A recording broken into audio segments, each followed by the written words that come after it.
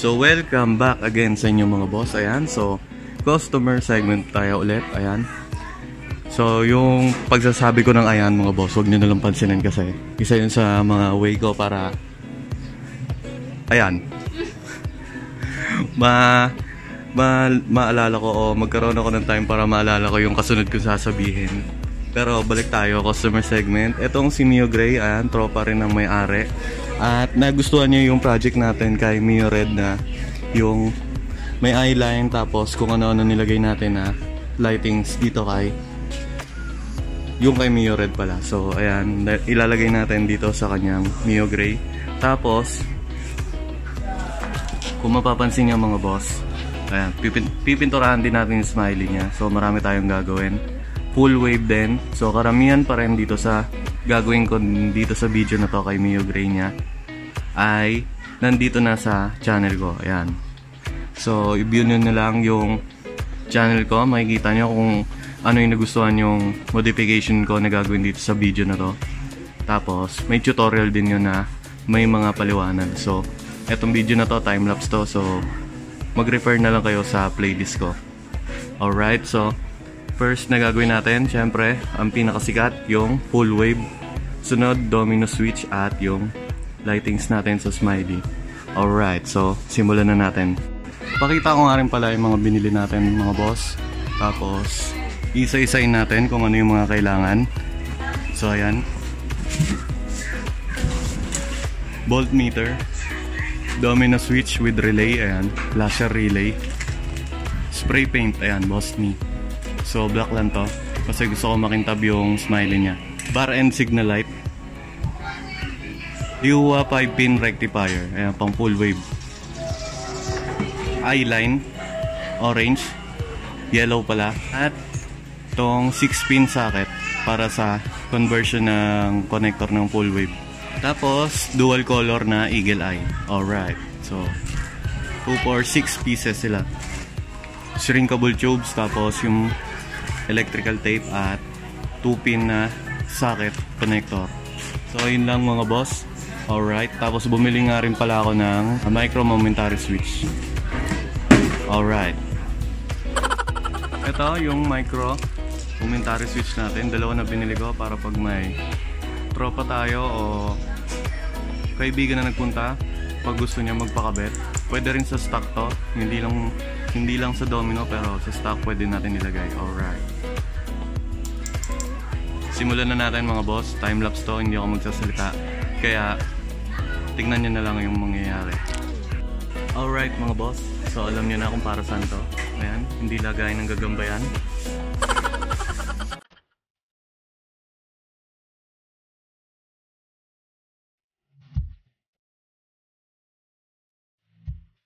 Alright, kaya pala ikot ako ng ikot, hindi matanggal. Basag na pala tong thread niya sa likod. Tanggalin na natin.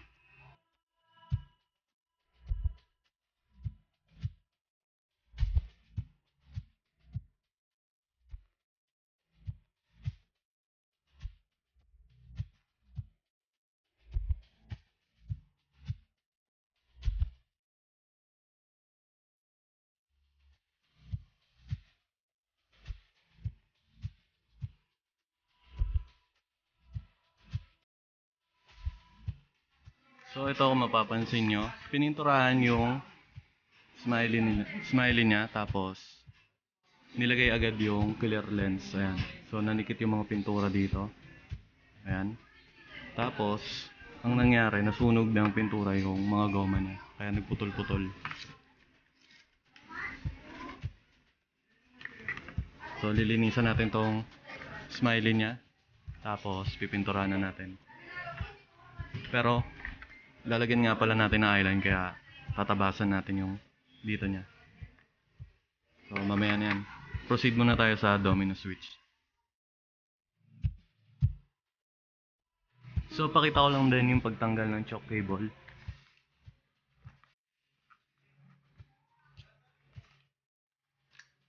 Ganun lang kasimple mga boss.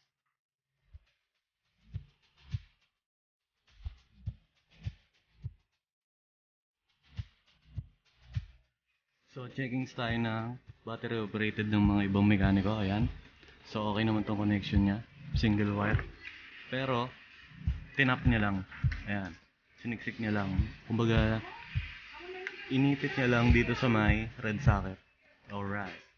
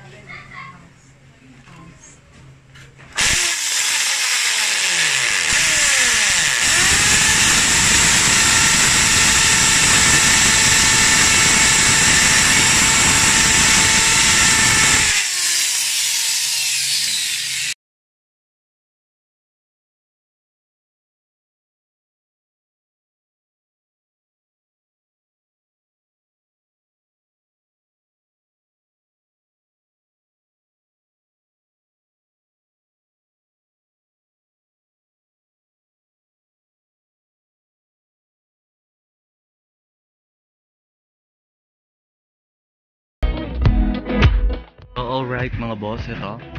Bumili ng bagong headlight si customer. Ayan, tri-LED. Ewan ko kung 40 watts to. Pero ito ang maganda sa ginagawa natin. Nilalagyan natin siya ng socket. Ayan, so detachable yung headlight niya. Hindi na kailangang maghila-hila ng mga terminals na pabilog. Mas maganda yung gantong klase.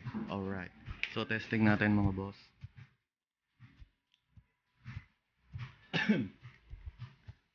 Low beam, high beam. Kita nyo? Yan. Patay. Tapos, passing light. Alright.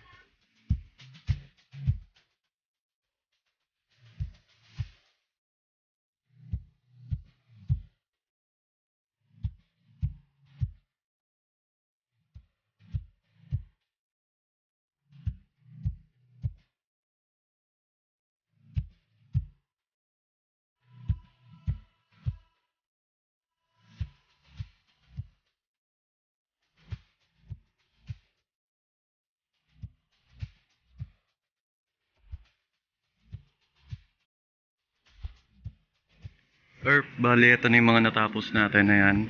Yung domino switch. Tapos, itong voltmeter. Domino switch. Tapos, yung passing light mo. Tapos, yung sa headlight. Yung headlight naman, nilagyan ko ng ito. Ayan, para pagtatanggalin mo yung headlight mo, detachable na lang. May socket na siya. Tapos, testing ko. Ayan. So, ito nagana to yung kill switch mo. Ayan, pag pinatay. Ayan. Tapos, itong passing light mo. Tapos, gana rin lahat ng headlight mo. Ayan. Low beam, high. So, yun pa lang mga natatapos ko. Bale, ito pa pala yan, bar and signal light. Kabilaan yan. Kaso hindi ko pa na re-rewire kasi kailangan ko pang pinturahan yung smiley mo. Alright mga boss, so ito, full wave na ako, ginabi na ako dahil inayos ko pa ng todo yung itong harap niya. So meron na siyang domino, left and right, passing switch. Tapos yung bar and signal light. Alright, tapos voltmeter yan. Akala ko si Mio Red to ha. Tapos dito na ako sa full wave. So mabilis ang full wave to kaya ayan. Check nyo na lang kasi ita timelapse ko to.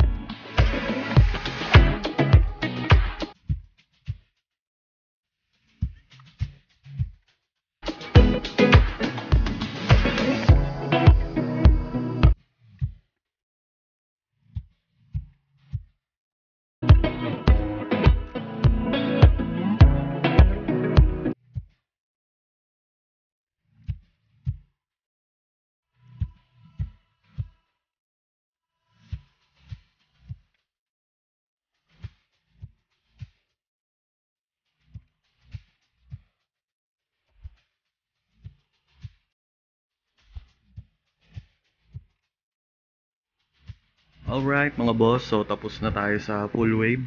Ayan. Tapos dito na ako sa wire tacking. Ayan. Wala na dito, wala na laman. Alright. Hindi ko na nagawa ng vlog to kasi nagmamadali ako. May gawa pa kasi ako bukas. May another customer tayo. Ayan. Kaya tatapusin ko tong Mio Gray ngayon. So mamaya makikita nyo yung buong finish na project natin dito kay Mio Gray. Alright.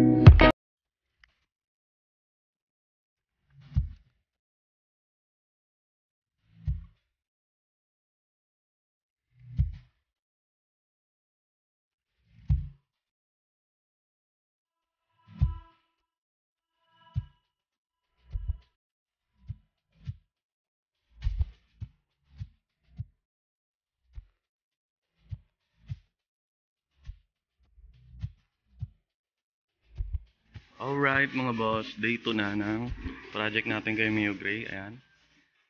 So repaint na tayo. Nasa taas yung smiley sa rooftop.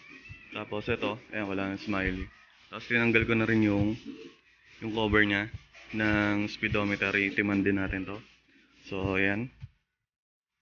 Ito na yung... Ay, sorry, kakagising lang. Alright, so samahan niyo ako umakyat mga boss.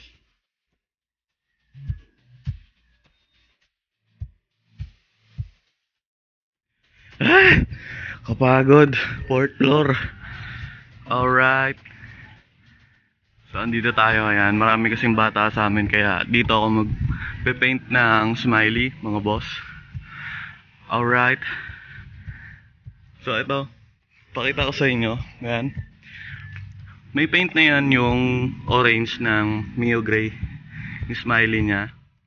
So pinatungan ko na lang. Ang problema ito, kung mapapansin nyo, yung dating bubbles niya, ayan, nakaka-apekto sa bagong paint natin.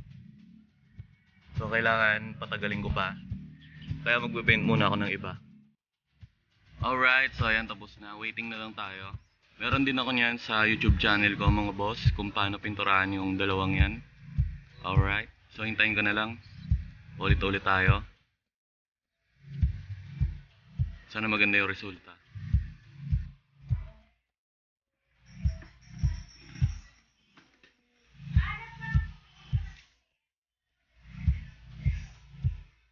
So ayan mga boss, tapos na tayo.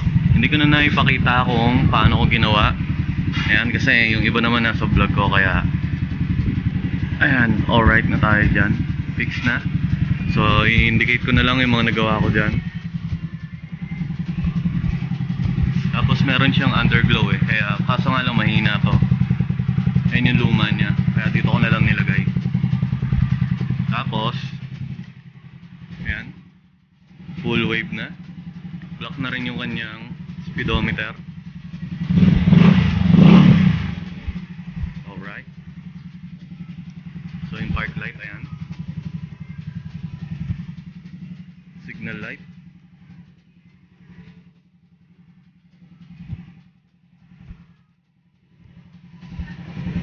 Alright. Headlight. Alright. Passing. So ayun mga boss, another customer segment na naman tayo at successful. Alright.